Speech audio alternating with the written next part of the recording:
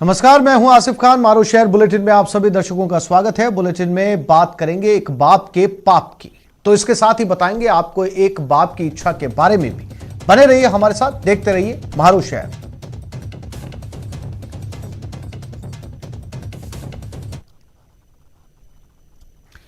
चलिए, बात कोटा से आई है, एक ऐसी खबर की जिसे सुनकर आप हैरान रह जाएंगे और सोचेंगे क्या आज के युग में ऐसा भी होता है। उसका मेडिकल मुआयना कराया और बाल कल्याण समिति के सामने पेश करके उसको बाल संरक्षण गृह में दाखिल करा दिया है। प्रकाश मारू की रिपोर्ट।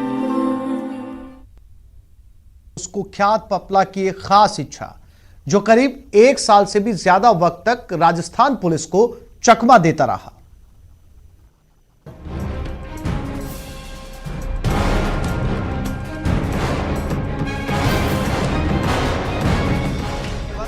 पपला के पिता की क्या है चाहत। और पिछले बार मिलने नहीं दिया, तो मैं आज यूँ आया हूँ भी आएगा तो देख लेंगे। और वकील साहब देखो कोई रास्ता निकालेंगे तो मैं एक दफा, ये मेरा दिल कर रहा है मैं मिल लूँ। पपला के लिए क्या है नसीहत। भूल स्वीकार करना, अपनी गलती मानना, गलती स्वीकार करना, ये एक अच्छे इंसान की अच्छी पहचान है। पपला के पिता की इच्छा। पहले भी यही कहा था जो भी कुछ करे और सजा उसके कोर्ट दो। मेरे को उससे क्या मतलब है, सजा तो मिलेगी उसको, मगर मैं उसकी शकल देख लेता नहीं, मिल लेता। विक्रम गुर्जर उर्फ पपला अपने किए की सजा पा रहा है, लेकिन उसके पिता मनोहर लाल ने कोर्ट से अपने बेटे से मिलने की गुहार लगाई है। मेरा दिल कर रहा है मैं मिल लूँ। पुलिस अगर नहीं मिलने देगी तो फिर जिस तरह पिछली बार भी नहीं मिलने दिया था आपको, तो वकील साहब भी कोई रास्ता निकालेंगे जी, मेरे पास भी तो और कोई रास्ता नहीं है। मैंने तो पहले भी यही कहा था जी जो भी कुछ करे और सजा उसके कोर्ट दो। मेरे को उससे क्या मतलब है, सजा तो मिलेगी उसको, मगर मैं उसकी शकल देख लेता नहीं, मिल लेता। बाबा कितने साल बाद आप उस पपला की शकल देख रहे हैं विक्रम? मैं उसको जी शकल, वो कोर्ट से भगा था पहले, महेंद्रगढ़ जेल में से भगा था। वो नारनौल कोर्ट के अंदर था जब शकल देखी थी उसकी आमने सामने। लेकिन कोर्ट से अब तक मनोहर लाल को इजाजत नहीं मिली है। कहते हैं आखिरी बार पपला को तब देखा था जब वो हरियाणा के महेंद्रगढ़ कोर्ट से फरार हुआ था। मैं उसको जी शकल, वो कोर्ट से भगा था पहले, महेंद्रगढ़ जेल में से भगा था। वो नारनौल कोर्ट के अंदर था जब शकल देखी थी उसकी आमने सामने। हो गए 5-6 साल हो गए शायद। नहीं 5-6 साल नहीं, वो 2017 की बात है मेरे ख्याल से। पपला से उसके पिता मिलना चाहते हैं, उसे सही सलाह देने के लिए, उसे भटके रास्ते से सही रास्ते पर लाने के लिए, जरायम की दुनिया छोड़ नेक इंसान बनने की नसीहत देने के लिए। भूल स्वीकार करना, अपनी गलती मानना, गलती स्वीकार करना, ये एक अच्छे इंसान की अच्छी पहचान है। अब जो तुमने पहले गलती करी, ऐसी गलती दोबारा मत करना। जिंदगी पता नहीं भगवान ने कैसे दी है, तो कम से कम जेल में जी लेगा, ये भी बहुत है। हालांकि पुलिस का कहना है कि अभी सुरक्षा वजहों से मनोहर लाल को उसके बेटे पपला से मिलने नहीं दिया जा रहा, क्योंकि पपला से अभी पूछताछ जारी है। न्यूज़ 18 राजस्थान के लिए अलवर से राजेंद्र शर्मा की रिपोर्ट। कोटा उत्तर नगर निगम की बजट बैठक में जमकर हंगामा बरपा। कांग्रेस और बीजेपी वार्ड पार्षद आमने सामने आ गए।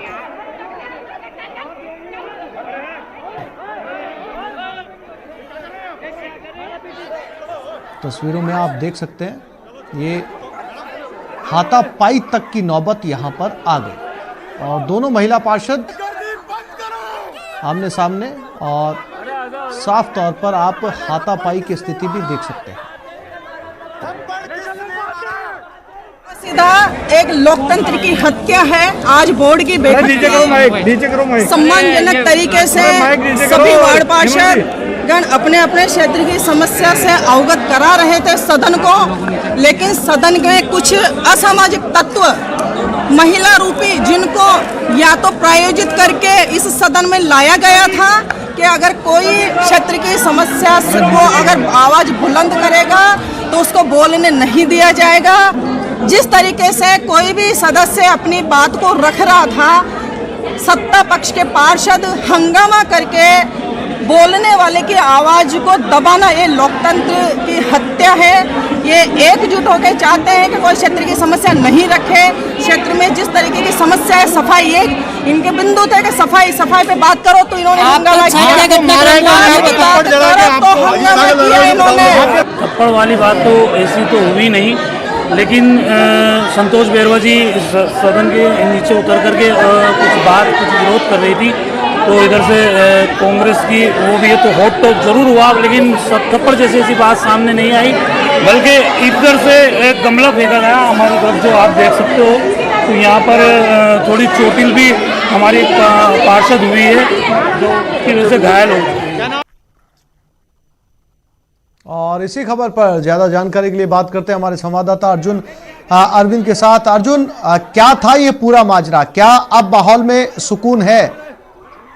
जी, जो बजट बोर्ड की बैठक थी आज कोटा उत्तर नगर निगम की, जो बजट था वो शांतिपूर्ण ढंग से अनुमोदन हुआ। उसका 561 करोड़ का जो बजट रखा था, लेकिन जैसे ही बजट अनुमोदन हुआ उसके बाद हंगामे की शुरुआत हुई। बीजेपी पार्षदों ने भेदभाव करने का आरोप लगाया विकास कार्यों को लेकर, वार्डों में उसको लेकर। लेकिन जब कांग्रेस के पार्षदों की ओर से महापौर उसमें शांत थे, लेकिन जो दूसरे कांग्रेस पार्षद थे वो जवाब देने लगे बीजेपी पार्षदों को, तो उनको ये नागवार गुजरा और वो बेल में आ गए। उसके बाद बीजेपी के पार्षद और जो समर्थित निर्दलीय पार्षद थे वो सभी बेल में आए और उन्होंने हंगामा किया। इसी को लेकर कांग्रेस के पार्षद भी बेल में आ गए और आमने सामने हो गया, टकराव हुआ। इसी दौरान कुछ जो कांग्रेस की महिलाएं पार्षद थी, उन्होंने संतोष बेरवा जो पूर्व भामाशाह मंडी की चेयरमैन भी रही है और सबसे वरिष्ठ पार्षद भाजपा की तरफ से हैं, तो उन्हें जेल लिया। और उसी दौरान आपस में तनातनी हुई और एक जो महिला पार्षद थी कांग्रेस की, उसने उनकी तरफ हाथ बढ़ाते हुए उनको मारा। तो बीजेपी की महिला पार्षदों और जो तमाम जो पार्षद है उनकी तरफ से यही आरोप लगाया गया है कि संतोष बेरवा जो उनकी वरिष्ठ पार्षद है उसको थप्पड़ मारा गया है। लोकतंत्र की हत्या इस मंदिर में की गई है। जो सदन है नगर निगम का, उसमें एक नगर निगम के इतिहास में बड़ी शर्मनाक घटना हुई है। इस पूरे घटनाक्रम को लेकर जब संतोष बेरवा को भी इस बात को लेकर जब उनके साथ मारपीट का जैसा उनका आरोप है, तो उसको लेकर वो आक्रोशित हुए। उन्होंने जो महापौर के सामने जो डाइस पे गमला रखा हुआ था वहां से पौधा उखाड़ा और महिला पार्षद जो कांग्रेस की थी जो डाइस पे बैठी थी उनकी तरफ उसको उछाला।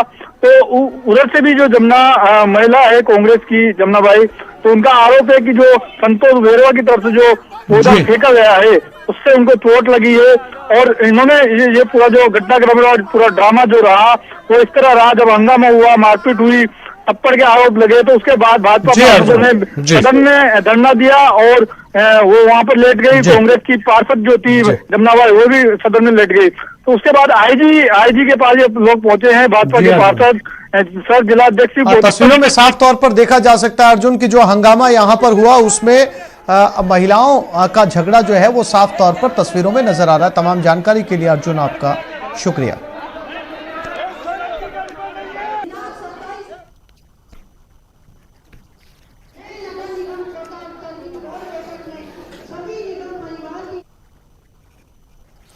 दौसा में जयपुर एसीबी की टीम ने एक बार फिर बड़ी कार्रवाई को अंजाम दिया। मंडावर एसएचओ और हेड कांस्टेबल को रिश्वत लेते गिरफ्तार किया गया है। जानकारी के मुताबिक आरोपी लूट के एक मामले में पीसी रिमांड नहीं लेने और लूट की राशि बरामद होने के बावजूद राजीनामा कराने की एवज में रिश्वत मांग रहे थे। शिकायत के बाद ACB additional SP Himanshu Verma ने मामले का सत्यापन करवाया और थानाधिकारी के साथ हेड कांस्टेबल को 20,000 रुपए की रिश्वत लेते गिरफ्तार किया। आरोपियों ने सत्यापन के समय भी 20,000 की रिश्वत ली थी।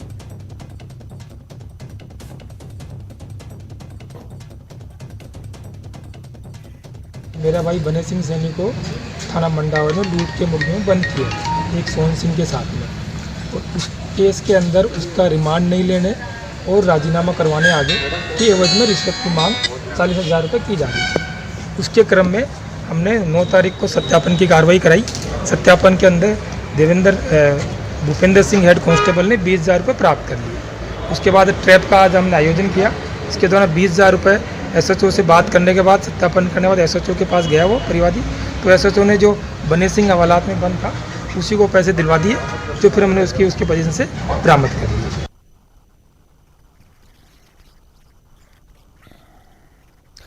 जैसलमेर में हॉस्टल में पढ़ने वाले 17 साल के लड़के ने दिल्ली में ट्रेन से कटकर अपनी जान दे दी, लेकिन उसके मोबाइल फोन से उसकी मौत का राज खुला है। क्या है पूरा मामला, देखते हैं इस रिपोर्ट में। हद से गुजरता है तो दिल ऐसे ही रोता है, और जब दिल टूटता है तो फिर बमुश्किल ही संभलता है।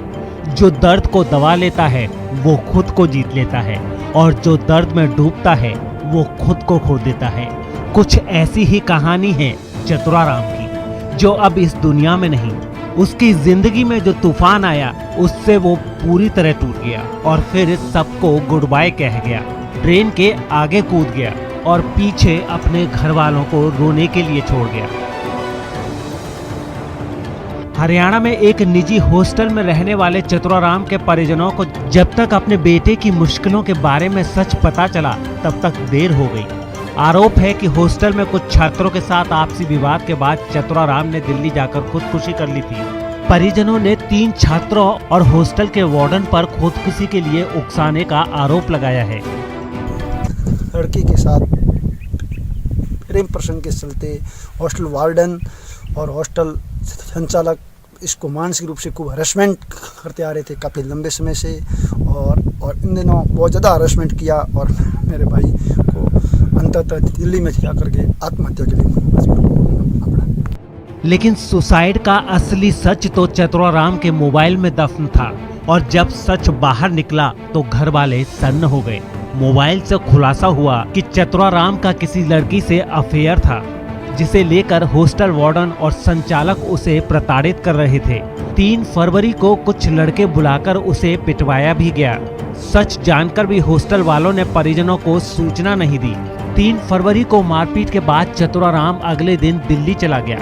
5 फरवरी को चतुराराम को लड़की ने कुछ मैसेज किए, लेकिन चतुराराम ने एक भी मैसेज का जवाब नहीं दिया। चैट का स्क्रीनशॉट चतुराराम ने हॉस्टल संचालक को भी भेजा और कहा कि मैसेज का उसने कोई रिप्लाई नहीं दिया है। इस खुलासे के बाद ये साफ हो जाता है कि लड़की की वजह से ही हॉस्टल वार्डन उसे प्रताड़ित कर रहे थे, और अपनी सफाई देने के लिए ही उसने इस चैट का स्क्रीनशॉट भेजा था। अब परिजनों की शिकायत पर पुलिस ने मामला दर्ज कर इस सुसाइड की असली स्टोरी की जांच शुरू कर दी है।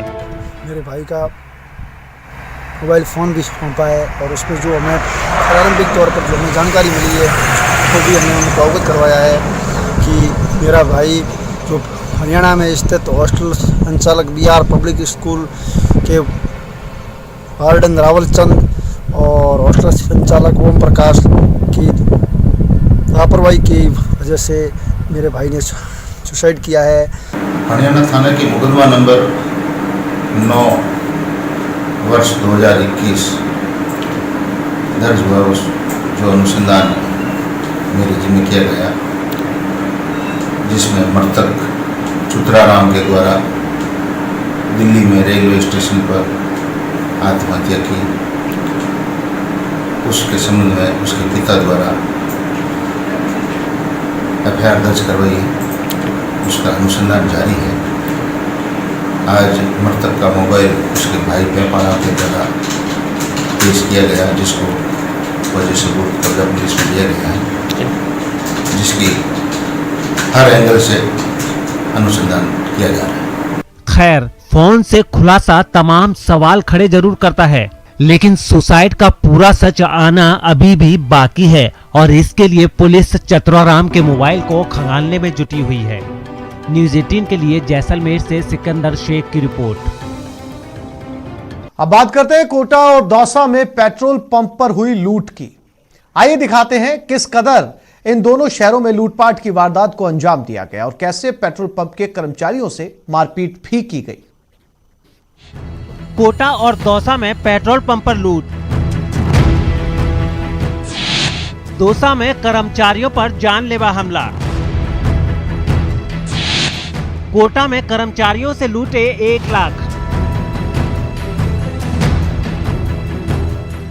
तस्वीरें अलग अलग जरूर हैं, तस्वीरों में दिख रहे लोग भी अलग अलग हैं और वारदात की तरकीब भी, लेकिन वारदात का प्लॉट दोनों तस्वीरों में एक है, और वो है पेट्रोल पंप पर लूट की, साथ ही कर्मचारियों के साथ मारपीट की। पहले बात करते हैं दौसा की। इन सीसीटीवी तस्वीरों में आप देख सकते हैं कि किस तरह कैबिन के अंदर बैठे पेट्रोल पंप के 2 कर्मचारियों पर हथियारबंद 3 बदमाशों ने हमला कर दिया।